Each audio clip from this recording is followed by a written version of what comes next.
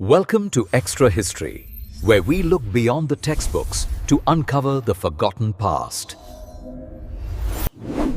Khmer Empire, around 11150. Water flows over a sacred riverbed. It spills in waterfalls over images of the gods, running past faces peering out of nearby rocks. It joins a massive canal network, passing rice fields, monumental wooden palaces, enormous reservoirs, And then there are the temples. Huge stone edifices. Yet on the canal are huge blocks, floating downstream on bamboo rafts, quarried to build something even grander. A palace so massive that when it's one day abandoned and its name forgotten, people will simply refer to it with the Khmer word.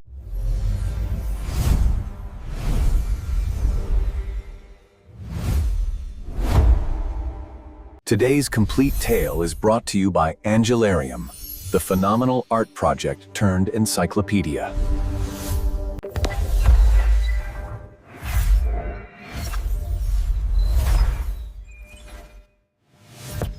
But more on that after the episode.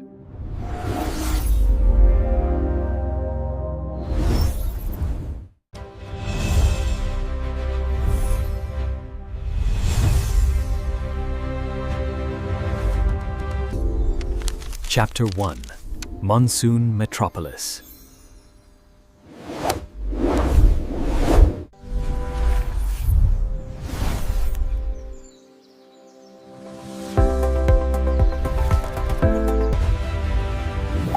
At its height, the city of Angkor was, by several measures, the largest city of the medieval era, with a million. It was arguably the world's largest pre-industrial city. It contained roads as wide as modern airport runways and reservoirs that remain to this day the largest hand-cut reservoirs on the planet. And it even had a network of public hospitals, providing free medical care in its later days. And of course, at its center stood the massive structure of Angkor Wat. A building complex containing more stone than the Great Pyramid at Giza. And covering 4 times the acreage of Vatican City. A place that since its construction nearly 900 years ago has never been usurped as the largest religious structure on Earth. But given all that grandiosity, it's amazing that Angkor is rarely mentioned alongside other famous cities of the medieval world. Like Baghdad, Constantinople, and Tenochtitlan. The main reason for that, up until a decade ago, is that we didn't really grasp how large Angkor really was. Apart from a few stone dedication inscriptions and accounts from Chinese diplomats, our understanding of Angkor comes from studying their art. Which has been difficult.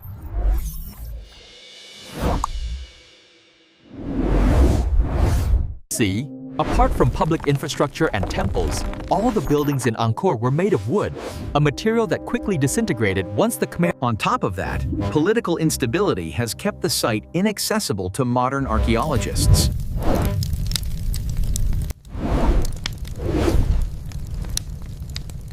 After World War II, Cambodia experienced decades of conflict. At certain points, the temples themselves became battlefields, with firefights leaving bullet holes in Angkor Wat. The bullet holes in these serene carvings tell a story of profound conflict, illustrating the devastating impact of war on sacred sites. Even today, excavation is difficult due to the landmines and unexploded ordnance left behind by the conflict. But in 2007, an archaeological team flew over the Angkor area and scanned it using LiDAR. A system that measures distances via a pulsed laser.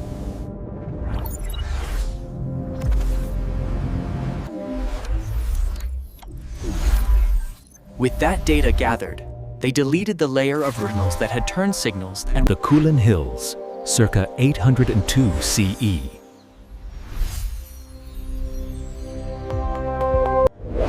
A holy man has come from India to conduct a ritual. This man is from a century-long line of Hindu traders and missionaries who've brought their beliefs to this remote kingdom. And the man who invited him, the man at the center of this ritual, is Jayavarman II. Once only one of a collection of Khmer kings, Jayavarman is a ruler on the rise.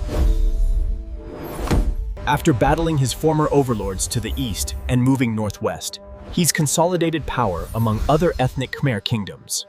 Through marriage, alliance, and war.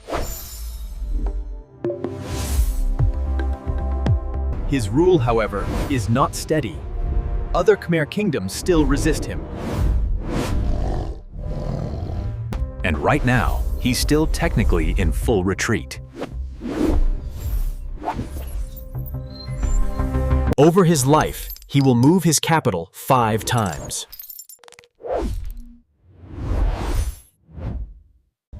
And his latest center, a strategic stronghold in the Kulin Hills, was chosen for its defensibility. But this ritual will give him the legitimacy he so desires. The Brahmin finishes and transfers the sacred linga, the symbol of the god Shiva, to Jayavarman. He is now the manifestation of Shiva.